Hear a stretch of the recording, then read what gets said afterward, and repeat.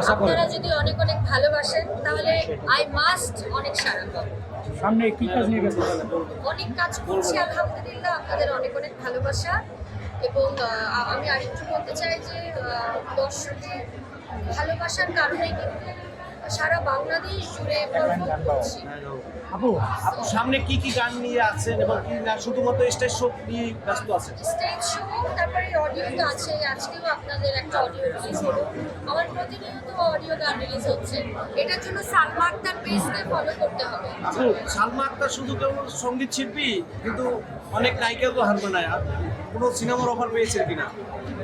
অনেক পেয়েছি, কিন্তু একটাতে একটু কাজ করা হয়েছে। শাকিব খানের সিনেমাতে, আমাদের ভাই, আমাদের সুপারস্টার, মাটির ঠিকানা সিনেমাতে জাস্ট লিপসিং করেছিলাম।